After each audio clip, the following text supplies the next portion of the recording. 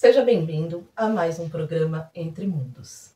Este é um espaço aberto para a gente discutir temas como mediunidade, todos os assuntos referentes a esse mundo místico e maravilhoso.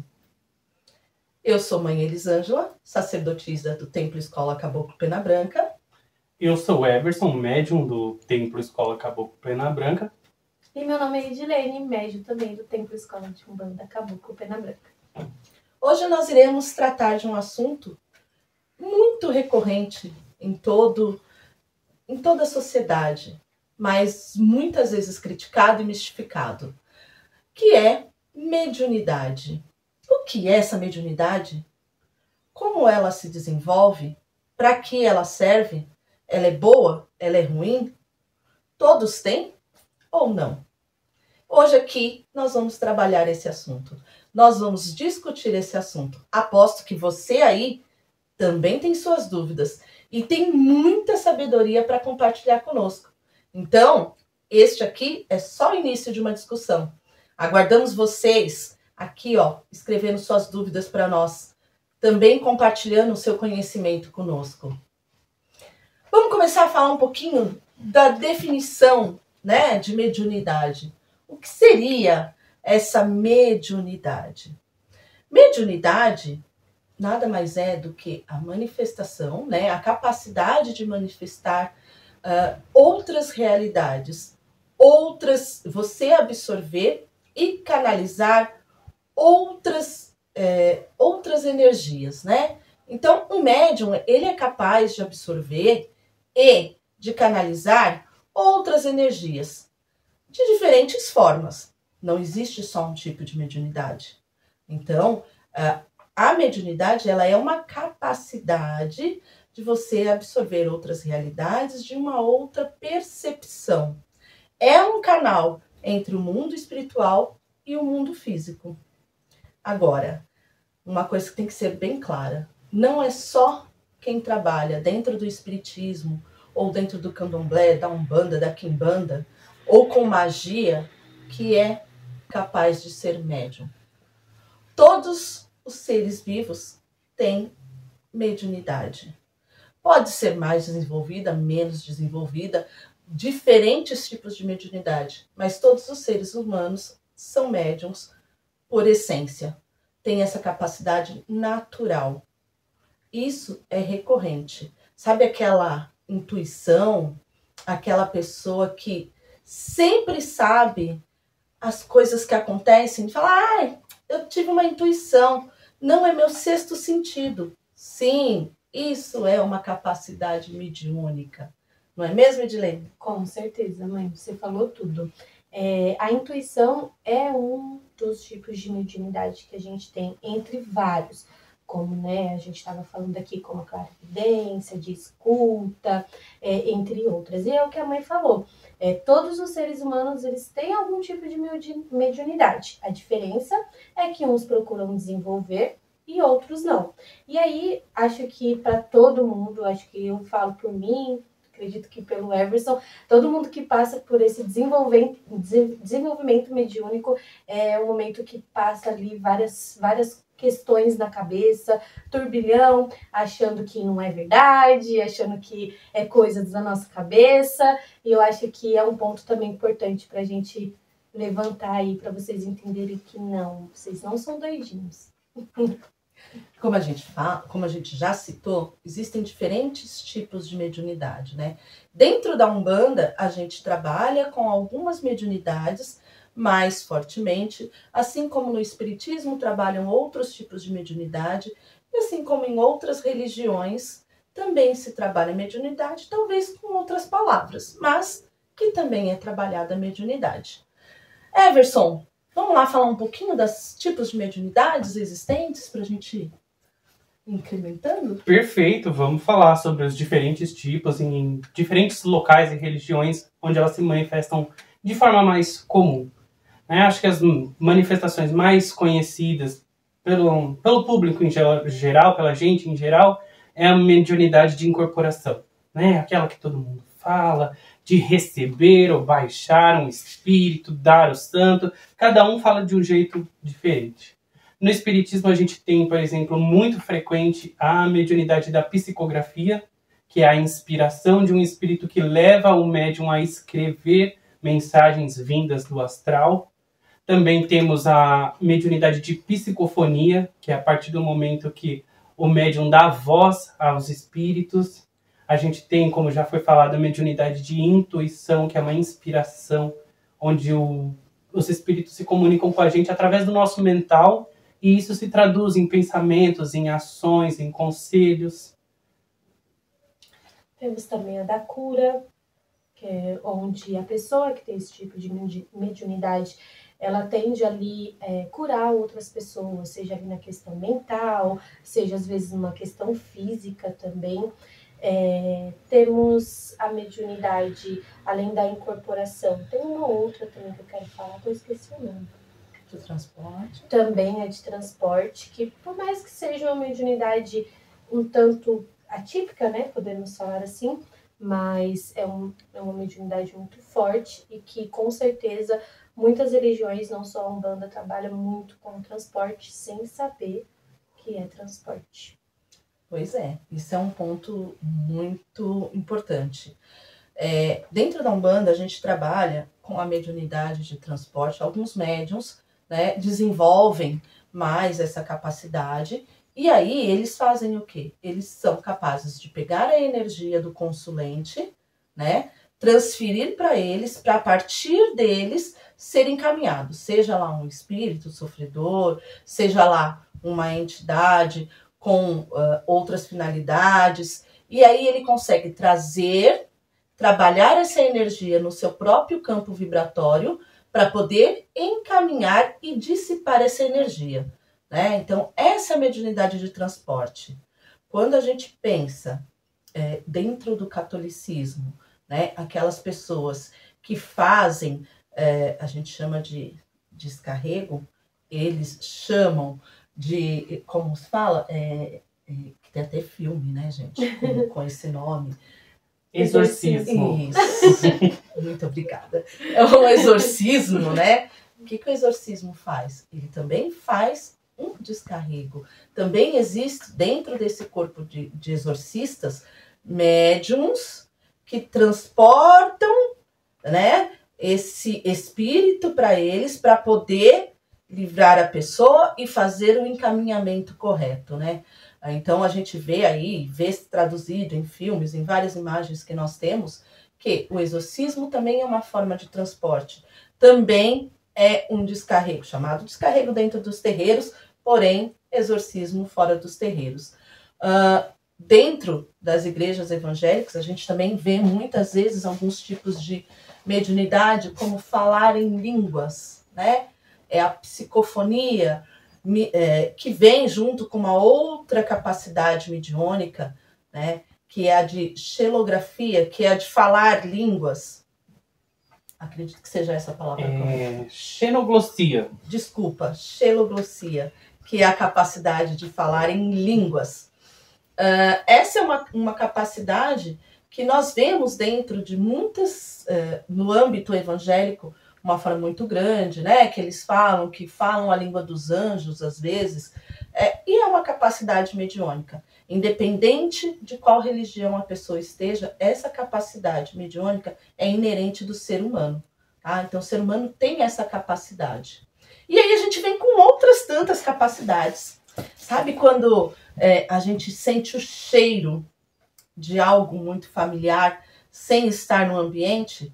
O cheiro do perfume daquela pessoa que já foi embora. Você sente o cheiro de vela. Você sente o cheiro de mato estando num ambiente diferente que não tem ali por perto. Isso também é uma capacidade mediúnica, né?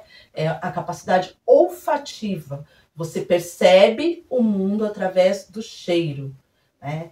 Outra capacidade que não são muitos que detêm, mas que faz diferença também no mundo espiritual, é a clarividência, que é a capacidade de enxergar o mundo espiritual, né? A pessoa que é clarividente, ela consegue enxergar não só os espíritos que estão em outra realidade, como ela consegue também, às vezes, enxergar a aura, enxergar a energia da pessoa, né? Ela consegue ver o outro lado, sem ser só essa vida material, essa vida terrena, ela consegue enxergar outras formas de vida, né? Então, às vezes a pessoa acha, e muitos são confundidos com loucura, porque ela vê coisas, vê pessoas que não existem, às vezes se comunica com a pessoa, achando que é uma pessoa da realidade física dela, e de repente não é, né? E aí o povo fala, tá louca, né? Tá doida.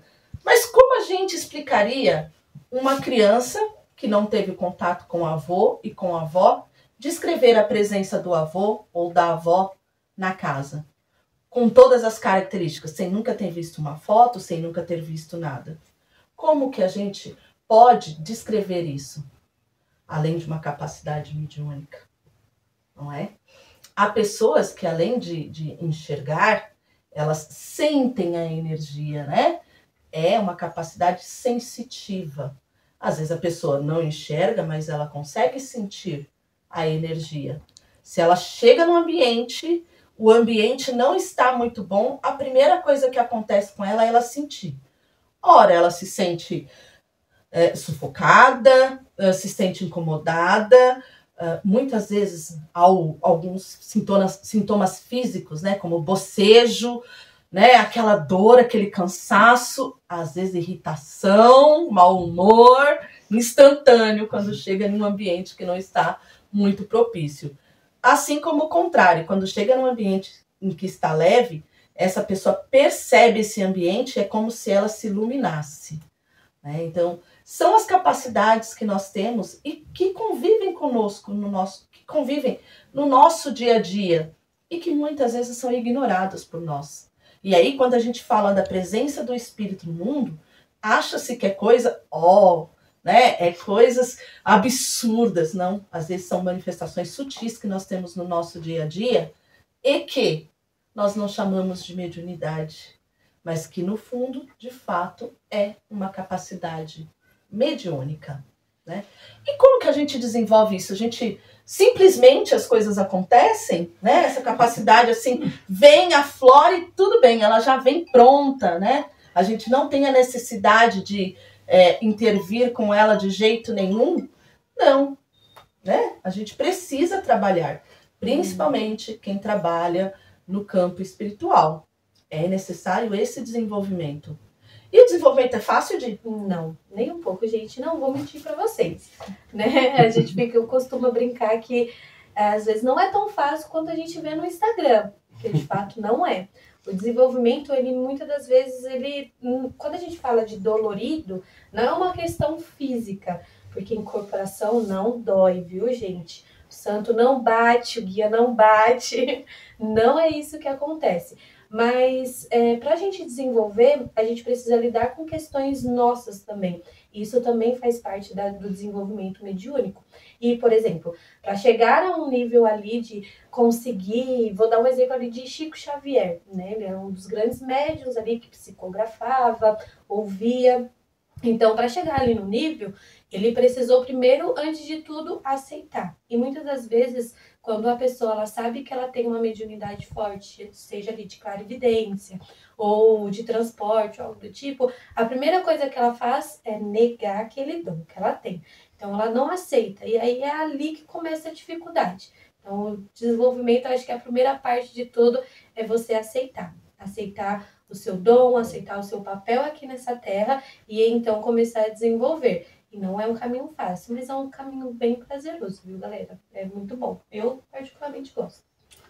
Quando a gente aprende a lidar com as energias, elas ficam muito mais fáceis, né? Sim. Dentro da Umbanda, Everson, a gente tem todo um caminho, né, do desenvolvimento, principalmente a questão que dentro da Umbanda a gente trabalha muito com a incorporação. Como que é esse desenvolvimento de incorporação? É um ritual assim, você chegou, você dá o santo e tá tudo certo? Essa é uma imagem que ainda é muito comum na nossa cabeça, né? Descobri que tenho uma mediunidade aflorada, vou buscar o primeiro lugar que aparecer, que esteja próximo de mim, vou lá dar o meu santinho e vou para casa e acabou. Não é bem assim. Quando você absorve esse novo conhecimento, quando você se abre para esse mundo, como a Edilene falou, quando você aceita, a sua mente já vai se desdobrando com a própria espiritualidade no sentido de entender a responsabilidade que está ao redor de tudo isso. Então você é levado pelos seus a encontrar um lugar de respeito que te acolha e que te mostre realmente como é um processo. Porque não é uma coisa que acontece do dia para a noite, né? Hoje em dia a gente tem essa coisa de ter muitas mídias digitais mostrando pra gente com muita velocidade uma coisa que na verdade se desenvolve ali no dia a dia, com compromisso, com dedicação. Você não vai entrar num terreiro, num centro espírita, numa igreja que seja, né? A espiritualidade e a mediunidade, elas não estão encerradas dentro de uma só religião. Então você precisa buscar uma doutrina para poder se desenvolver de uma forma saudável, para entender as leis que regem a espiritualidade e a mediunidade de forma saudável. Então não vai ser assim, você não vai chegar num terreiro de Umbanda e vai dar o santo e vai virar de costas e é isso e acabou. Na verdade, você vai chegar numa casa de lei, numa casa de respeito, que primeiro vai te mostrar os estudos, vai te mostrar o conhecimento, vai te apresentar a esse mundo novo que está buscando se conectar com você. Então, nesse primeiro momento, é isso. O estudo, o conhecimento, a ambientação com uma nova realidade. Para que aí, sim, conhecendo você e conhecendo como a coisa se desenvolve lá dentro, como você se comunica com os seus e com o todo, para que daí, sim, você se desenvolva de uma maneira sólida. Sim, mesmo porque quando a gente fala em desenvolvimento, que a gente fala em incorporação, a gente está lidando também com os sentimentos humanos, né? Até a gente entender a nossa energia, o que é nossa energia, o que é a energia do mundo espiritual, o que é a energia daquele guia, tem aí um trajeto. Para cada um é de um jeito. Para uns conseguem sim se conectar de maneira mais fácil. Para outros é um pouco mais difícil.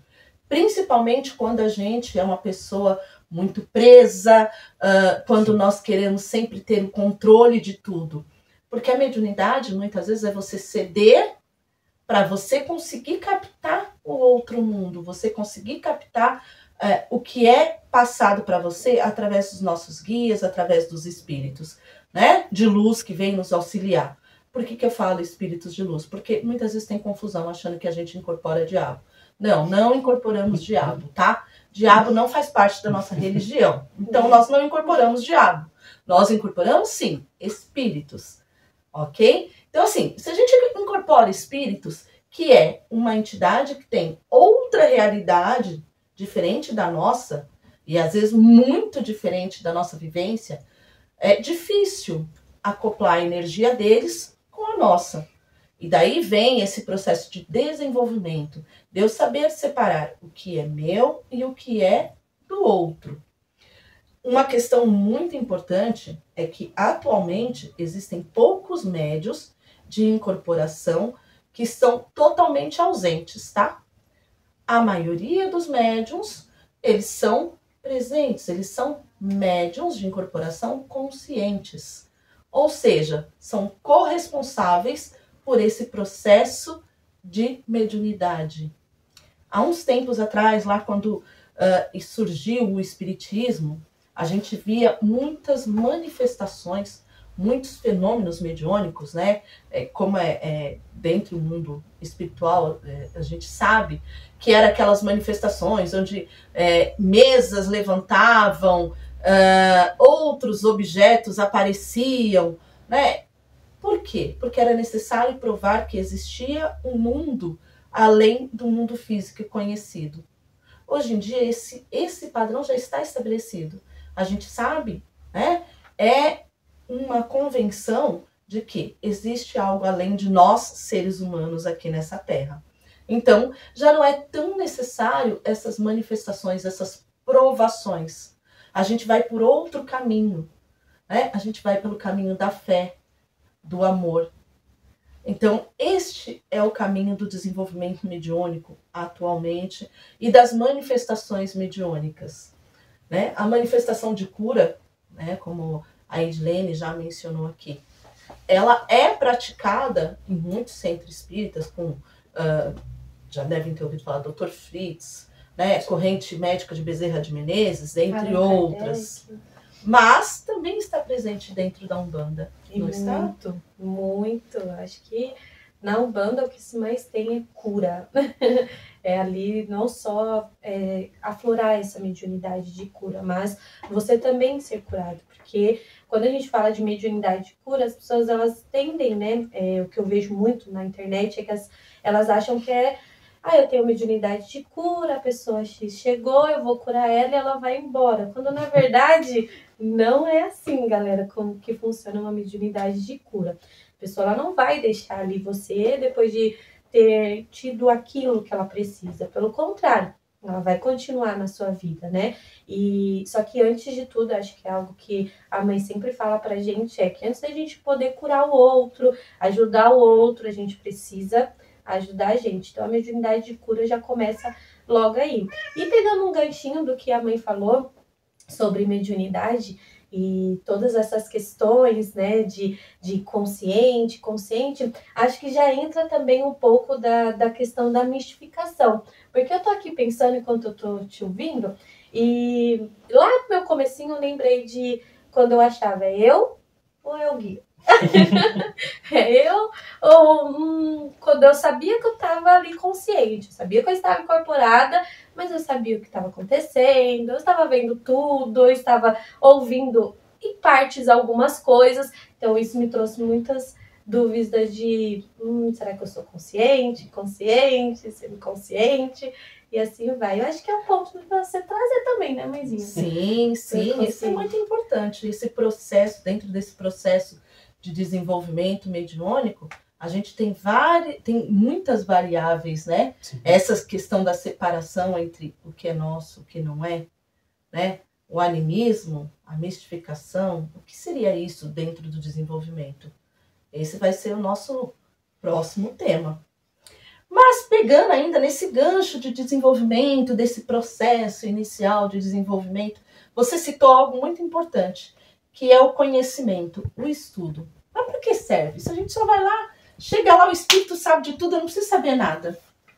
O espírito sabe de tudo. Aqui a mãe Elisângela foi perfeita. O espírito sabe de tudo. A gente está em processo de conhecimento, de elevação, de evolução espiritual. Então, para chegar no mesmo nível, para poder equiparar as forças, né? O que os pais de santo e mães de santo falam, para estar pronto para receber o Espírito, você precisa alcançá-lo nesse sentido. A gente não vai conseguir chegar nessa vida, ou pelo menos vai tentar chegar muito próximo do que eles nos ofertam com o desenvolvimento deles, e isso vem através do estudo, através do conhecimento. Saber da manifestação deles, mas também conhecendo muito da gente, para entender essa diferença. A gente deu já aqui uma pisada de leve no tema mistificação e animismo, e essa questão fala muito sobre exatamente esse ponto, o se conhecer.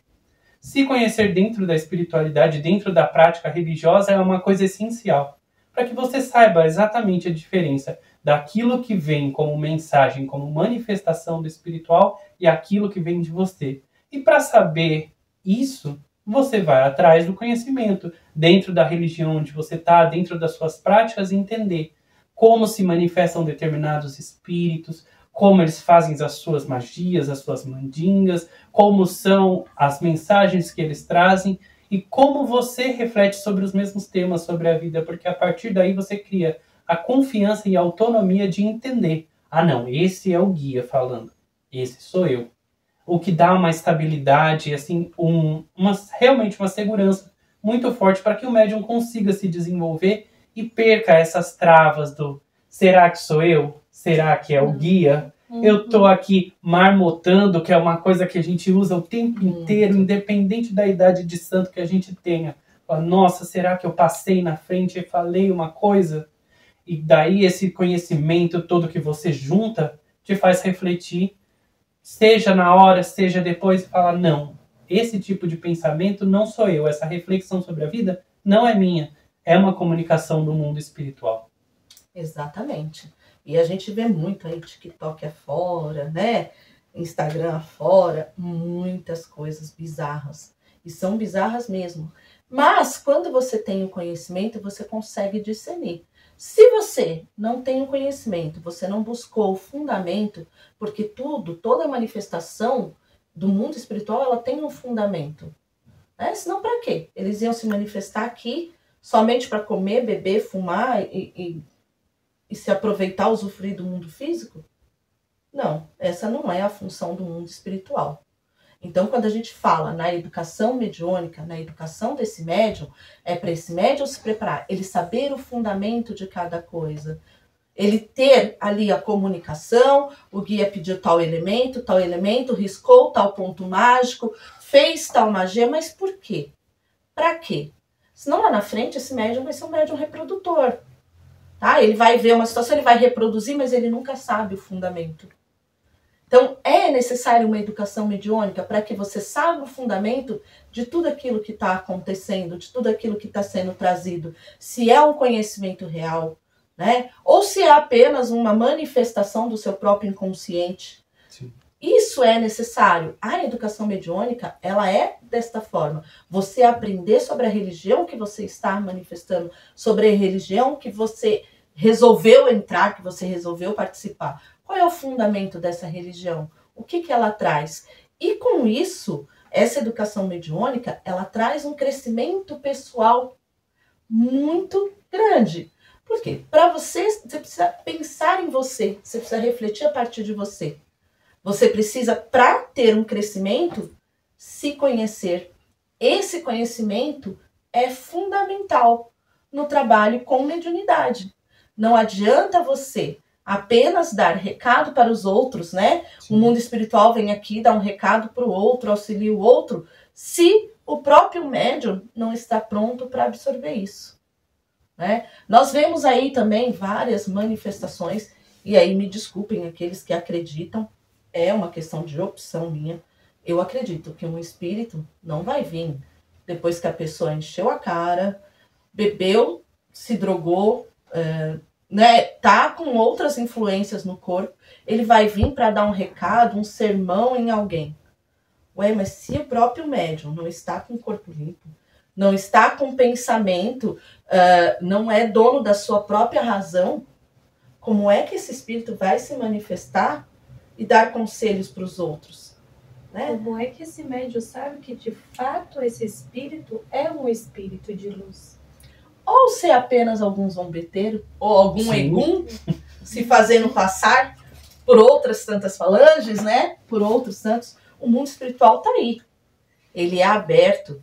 Não tem só espíritos que são conselheiros, que vêm nos auxiliar nessa evolução, como também tem espíritos que ficam por aí vagando, buscando, porque não se encontraram, estão aí buscando, né?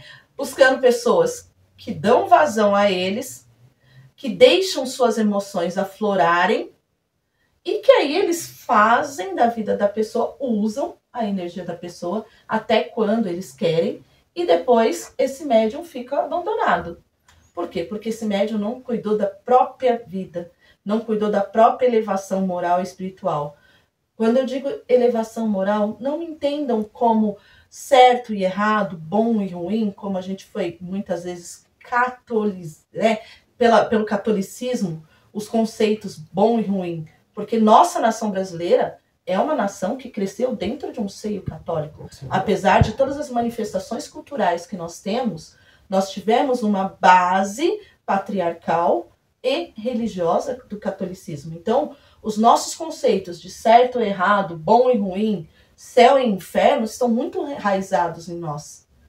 Então, a gente não pode pensar através disso, mas quando eu falo padrões morais, é aquilo que você está objetivando da sua vida.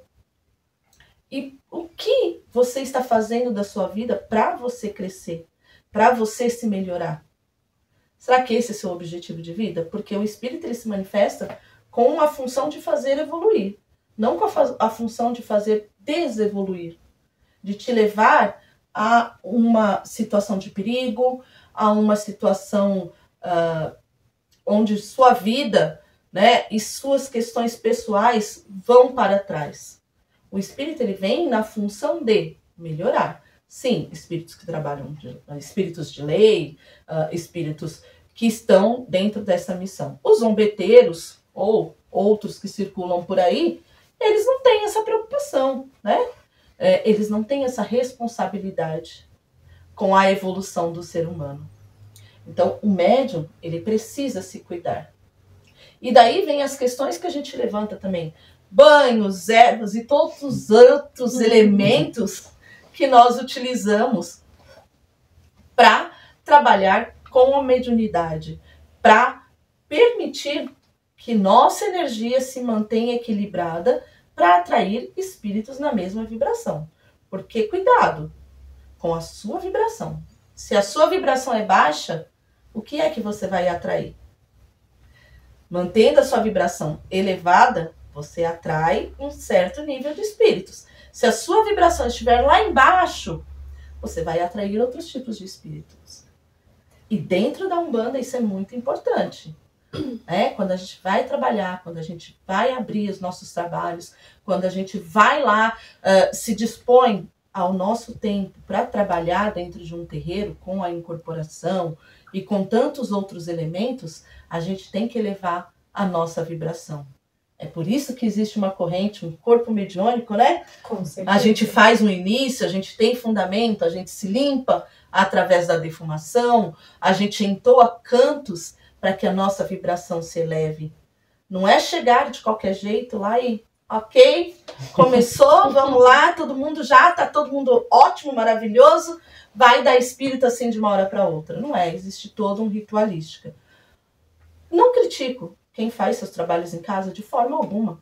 Há excelentes médiuns, e isso a gente tem com a questão dos benzedeiros antigos, né, que hoje em dia é tão raro de se ver. Pessoas que benziam e que tinham uma comunicação com o mundo espiritual muito grande. Trabalhavam sozinhos, porque a mediunidade está em você. A responsabilidade está em você.